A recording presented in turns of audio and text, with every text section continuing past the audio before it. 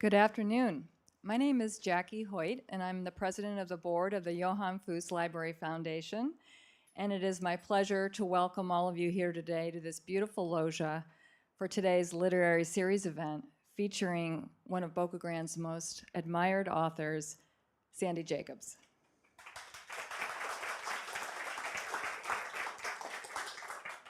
We are delighted that you have joined us here today, along with so many that have chosen to use our live streaming service. Prepare to be inspired today. As a young woman, Sandy enjoyed writing for magazines and newspapers about her life in Philadelphia, as well as travels around Europe with her husband. But she waited until she was in her 80s to write 3 novels. Her first, Francie's story, was written in 2020, and remarkably, she wrote 2 in 2021, Tropical Disturbances and After the Storm. It is a joy to present Sandy at this literary program today.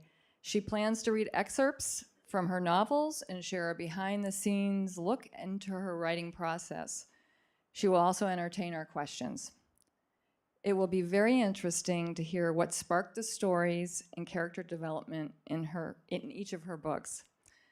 I just have 2 quick housekeeping items. Please silence your cell phones if you haven't done so already. And also, Sandy's books are for sale over by the shell case and has graciously offered to sell and sign books after the program. So without further ado, I present to you Sandy Jacobs.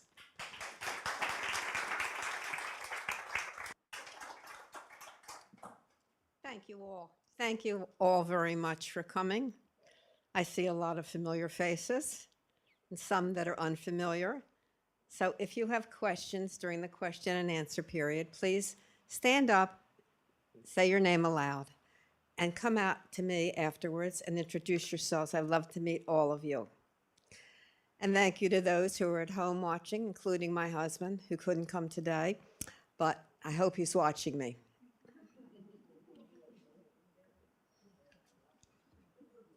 And thank you very much to the Fust Library Foundation for inviting me to do this. I'm honored. I have a couple other thank yous. I'd like to take a few seconds to thank Father Carosella for his good-natured help with my questions to him about Catholicism, and to Tony Vanover for her invaluable technical help. She's my technician. And to my sound man, too. Who I just met. I'll begin with a question. What does it mean to be a writer? To some, it's a calling. To others, it's a job. And to others, it's an art. Unfortunately, to some, it can be a grueling process, an experience never to be mastered.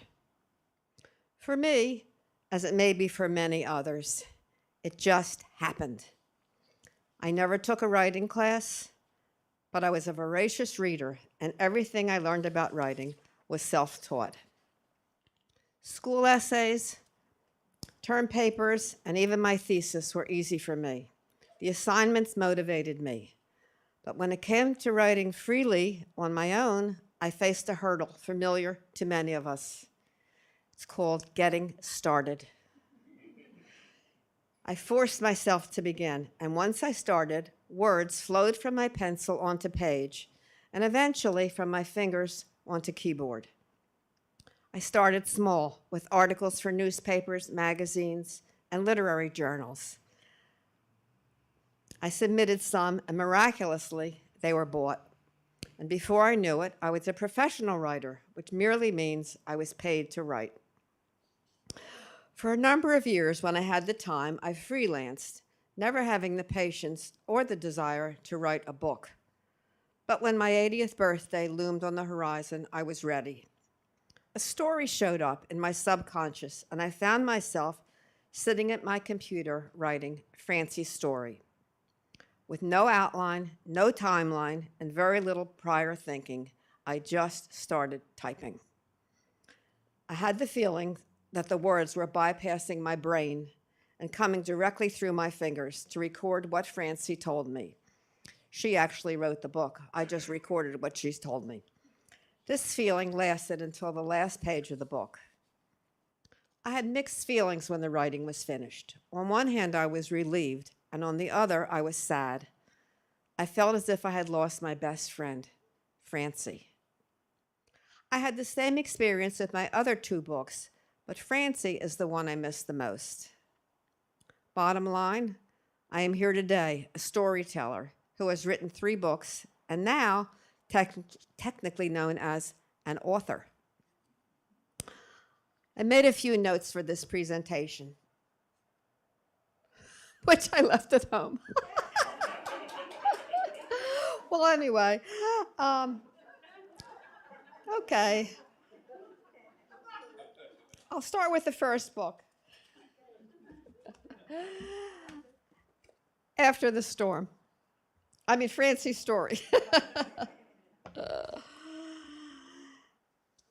Now for the process of turning the typed manuscript into the book. For me, writing the story, I can't believe I wrote. For me, writing the story was the easiest part of producing the books. The process of polishing, formatting, and publishing is daunting, and I'm sorry to say, even after 5 proofreads of the entire manuscripts of all 3 books, there are many elusive proofreading mistakes that remain. I am aware of them, and I ask you to overlook them. I clench my jaw every time I see one. Now for the process. Step 1. Every writer has his or her own process for writing. As I said earlier, one day an idea came to me, and I simply sat down at my computer with a vague idea and started writing. The result was a manuscript like the one I was going to show you that I left at home. To write approximately 350 pages, which add up to 100,000 words, took me approximately 10 weeks. Other writers may take even longer, even years. They're the ones who think about what they're writing.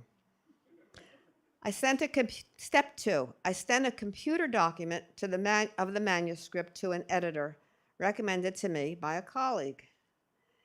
She read it and sent me suggestions, mistakes, etc. Incidentally, she does not do any writing. That's my job.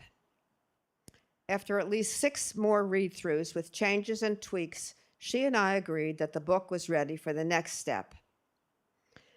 This process of editing took about 6 more weeks. Step 3, I sent the finished manuscript to a formatter to get it ready for publishing by changing the spacing to fit the size of the book I required, which was 6 by 9. Another 5 run-throughs of changes and proofreads, and the text was about ready. Then I contacted a cover designer with my suggestion for the cover, and after more tweaks, the book was formatted with front and back cover and sent to a publisher. This entire formatting process took about 10 more weeks. So in total, from the time I sat down at my blank computer page until I had a book in my hands, roughly 6 grueling, frustrating, sleep-deprived, and finally rewarding months had gone by. And I am a fast writer. At this point, I'd like to thank my husband, who is home watching this program, how much I appreciate him for trying to ignore my cursing, desk banging, and other subtle acts of losing patience with the process I just described. Thank you, honey, for not killing me. Now I'll turn to the reason we're all here, the books. Francie's story. Story of Francie came to me in a dream, and once I had written a few words, I was hooked. For weeks, Francie invaded my mind just before I fell asleep, asking me to write her story. She added new ideas each evening, and first thing in the morning, I would run to my computer to type what she told me. Eventually, she came to me in daytime, usually when I was out walking, and before I knew it, I had written roughly 100,000 words.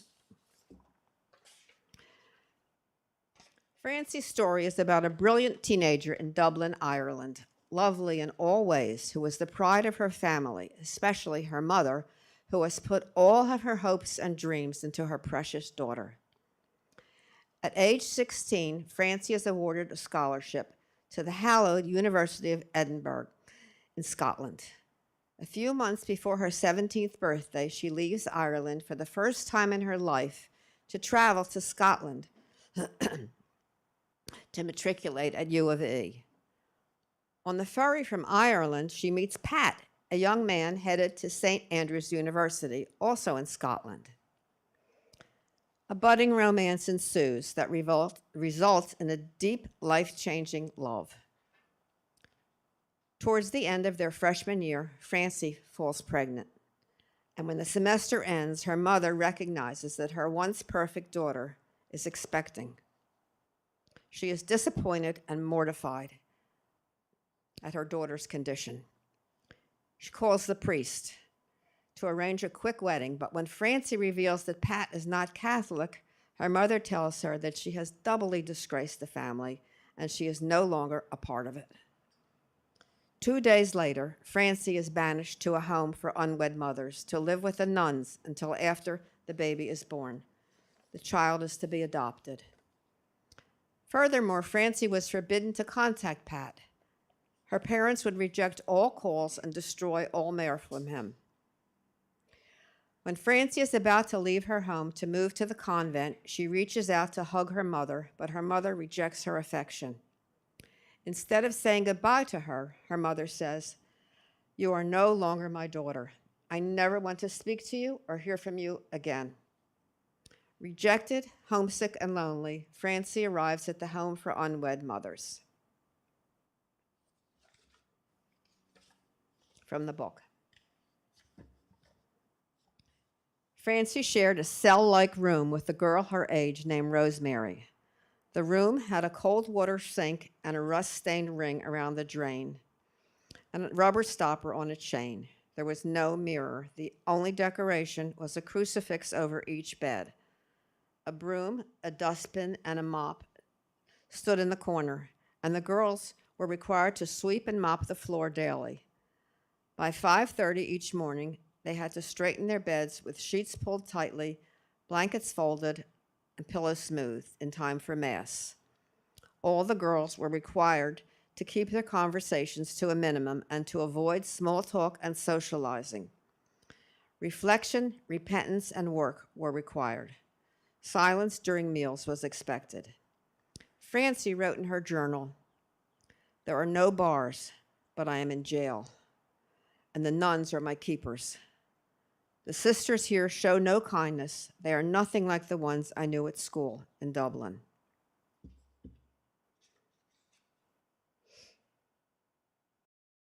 She is put to work in the hot, energy-sapping convent bakery. 5 months later, Francie gives birth to a tiny, premature baby daughter.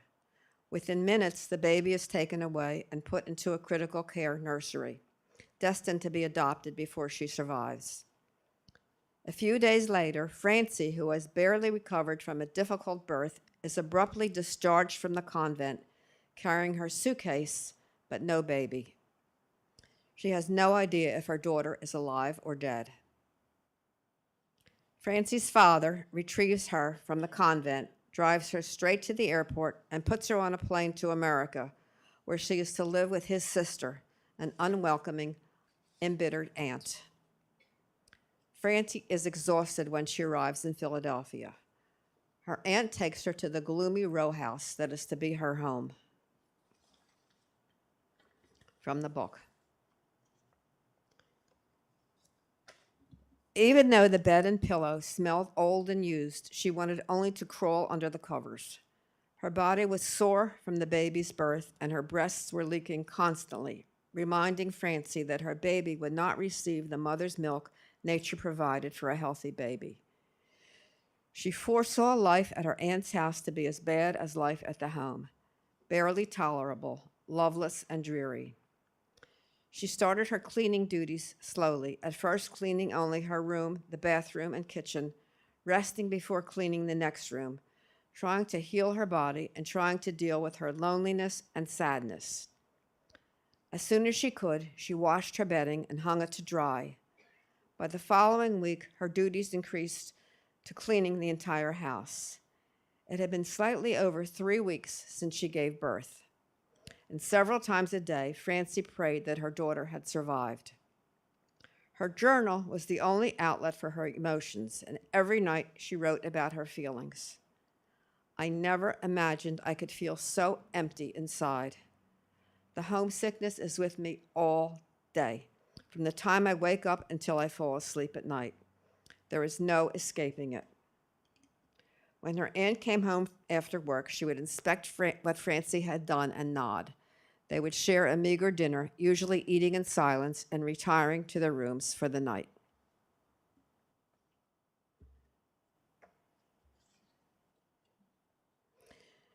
Eventually, Francie relies on her intelligence and savvy and natural confidence to turn her life around. But she never forgets the baby she knew for a few short minutes and the boy she loved with the passion of a teenager. For the next 80 years, her story takes her from Philadelphia to Ireland and back again, finding happiness through her educational, personal, and business experience, and eventually to the only thing she cannot live without, love. So that is Francie and her love story. Francie lives to be over 100. Okay. Next. Tropical disturbances. There it is. Hold it up. That's what I wrote.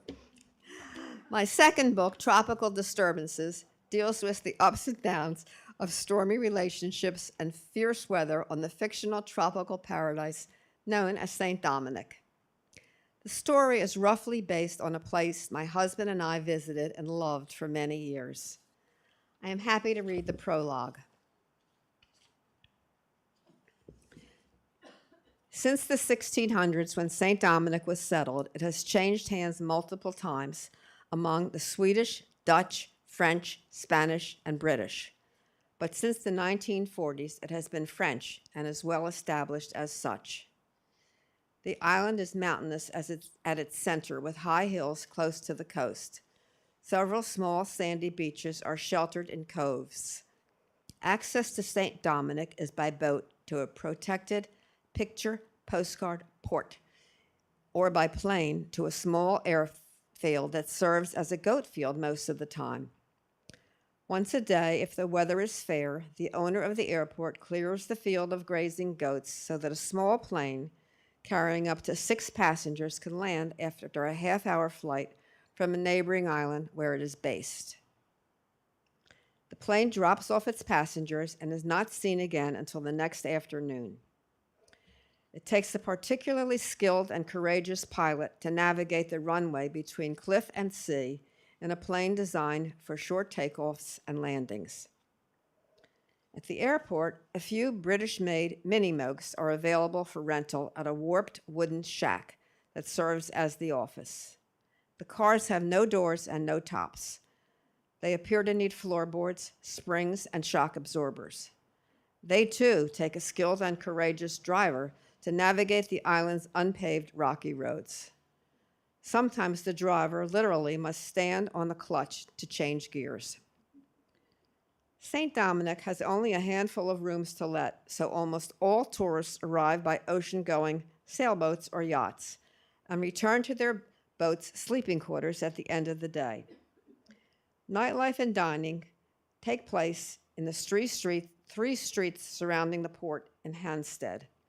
The food is outstanding and innovative. The wine is cheaper than the water, and the ambiance is informal. Anything goes.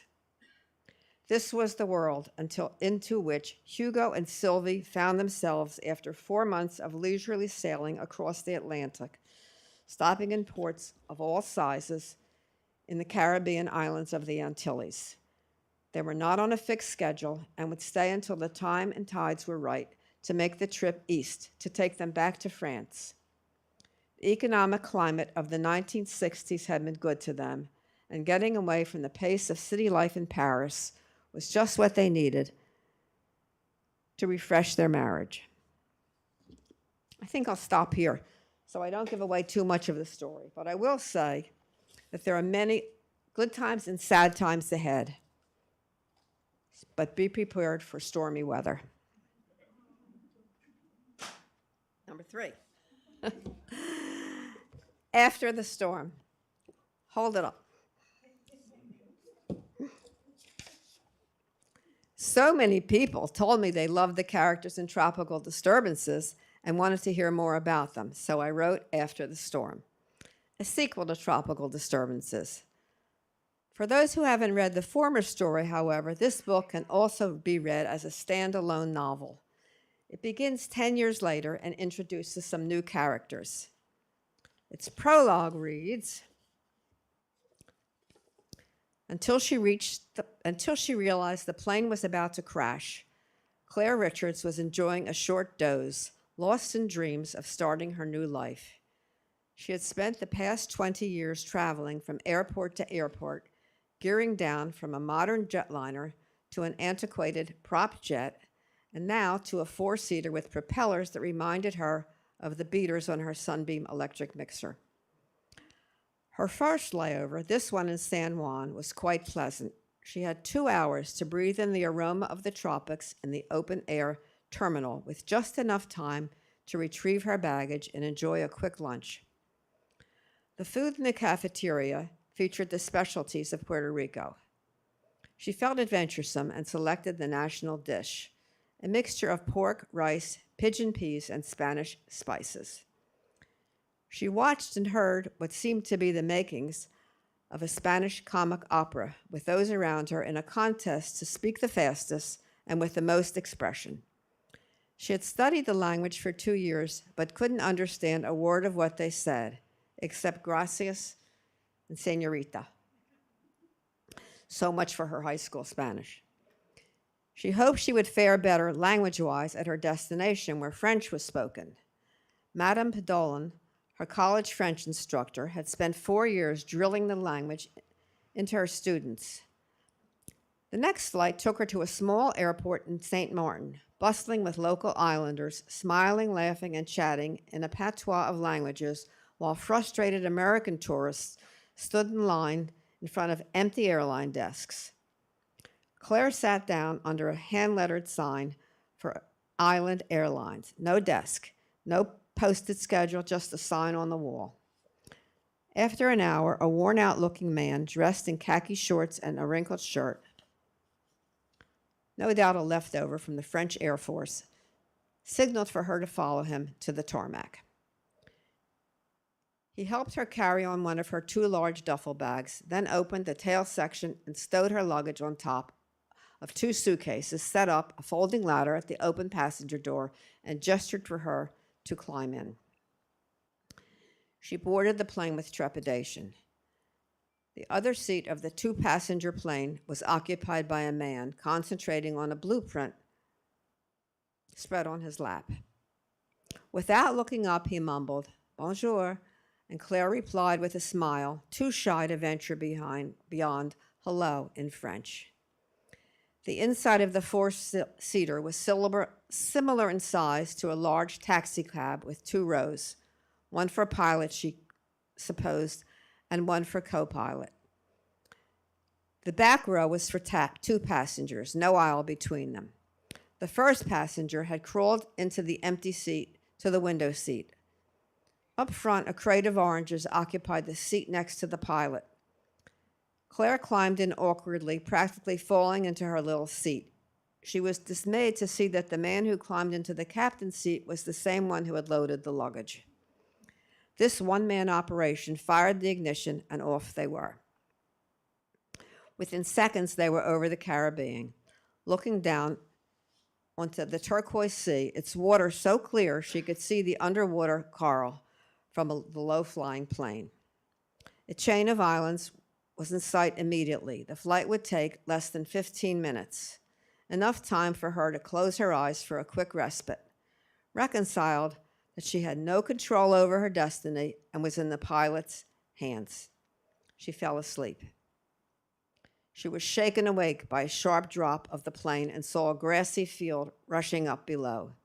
She grabbed the man sitting next to her, digging her nails into his arm.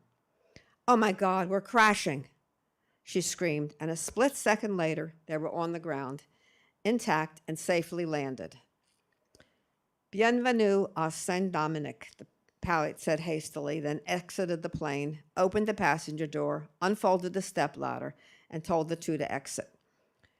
Claire could barely get her breath back to apologize to the man next to her. Not to worry, he said, grinning. Everyone is scared when they first visit the island, but these planes are built for steep landings, and the pilots are well trained. She was relieved to hear him speaking unaccented English. A fellow American, she thought. You're bleeding, she said, looking at his arm where she had scratched him. She pulled a wet wipe from her purse, saying, Hold still while I clean your wound. Don't bother. I'll be home in a few minutes to wash it. He looked up and saw his people waiting for him at the side of the field. I'm off now. Enjoy your vacation. She started to say that she wasn't here for a vacation, but he'd gone so quickly that she didn't hear her. That he didn't hear her.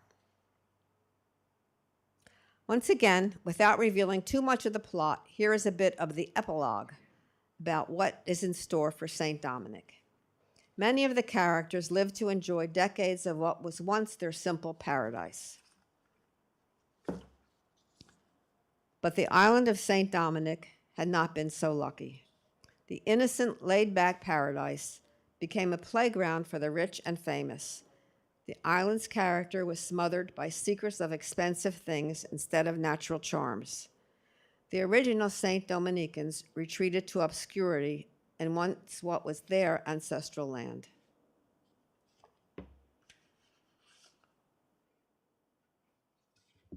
I welcome your questions, comments. When we're finished, we have autograph books over there. They're pre-written, but I'll be happy to personalize them with your names for you. So, are there any? Thank you. Sandy, I have a question. Writers often speak about the way that their characters reflect parts of themselves or parts of their life experience. Did you have that experience when you were writing your books? Not in Francie's story. I had that experience in Tropical Disturbances because my husband and I had been to a similar island, which experienced a similar storm. And we knew people whose lives were, of course I embellished them, but whose lives were similar to the ones that we met. And the island did also, too, went from a wonderful, wonderful discovery to something that the beautiful people all like. Not that the beautiful people don't like this island, but some of us plain people like it, too. Thank you. Thank you. Thank you. Any other comments from Any other anyone? questions? Nope. Well, thank you again for coming. And like I say, if you'd like to purchase a book, the ladies over there will be happy to help. Oh. We got to. Oh, I don't want to say because I know too many people on that island. But you Was it can- St. Bart's? Maybe. What? What? Maybe. Maybe. Yes. Yes, Brian. Wait a minute. Sequel? No. No. I'm working on thinking about writing another book, entirely different. I do have a book on my computer about my grandmother's life, which is more of a family memoir. But I am thinking maybe, depending on how hot the summer is and how much time I'm indoors, I might write another book. Sandy, does here I am. Oh, yeah. Does Francie meet any of in her later life any of her people again from her early life? Yes. Yeah. She has she's always in touch with her brothers who hide it from the mother. She wants very much to reconcile with her mother, but her mother wants no parts of her. When her mother finally wants to reconcile with her, she's written her off. And it's very interesting to see what develops and what the mother's psychology was for taking this wonderful daughter who had everything when she made this terrible mistake with her life, why her mother turns her back on her, why she's so disappointed. And that comes out later in the book. There are a lot of characters. If I had to write this book again, there are a lot of characters I wouldn't have used because it does get a little confusing with the names. And I did put a cast of characters in the beginning, but if you read it, it'll give away some of the story, unfortunately, because they come later in the book. But the names that seem minor to you, you can really not dwell on. Just the main characters. I mean, this was the first book I wrote. And to tell you the truth, after all those proofreadings, I just wanted to be done with it. And that happened again with the next two books. As many times as I proofread for mistakes, where's Louisa Vestner? Louisa Vestner showed me 40 more mistakes I had made when I gave her a book as a free gift. She said, well, here's some mistakes you made. I'm an English teacher. I practically died when I saw these simple mistakes.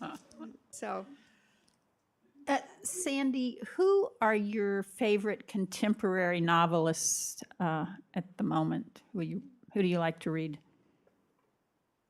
you know, I read for a story. And I read for the author's skill in telling that story so that I can stay interested. So they're not necessarily contemporary. Our book club, many of you are here from our book club. We try to share stories, the diverse writers. And there are a lot of them out there who are good, but they're not necessarily good for their next books. So I can't say I have a particular favorite. I don't. I do like, if I know their names, I never remember names of anybody. I never remember authors' names. I never remember the names of the books, because, which is one of the reasons why I have so many proofreading mistakes, because I never verbalize what I read. I just read it by sight. So if it says Esther, I'll remember that. But if someone says, what's the name of the main character? I don't know unless I see it. So it's very hard for me to even give you any authors' names. Thank you for asking that question. Yeah. Hi, Sandy. Hi, how are you? Great, great. I wanted to say that I really enjoyed Tropical Disturbances. You really enjoyed what? Tropical Disturbances. Fabulous. Thank you. And Tropical also that now that you've talked about Francie's story, I have to definitely read that. Thank you. But if I may make a small suggestion, Yeah. I think maybe in the future you might want to think about the topic of a story loosely on the basis of a certain romantic jazz singer or something, just something like that. Well, Keep up the great work, though. yeah. Okay. I'll be calling you in the next few days to find out your story. Atta girl. Thank you, Sean.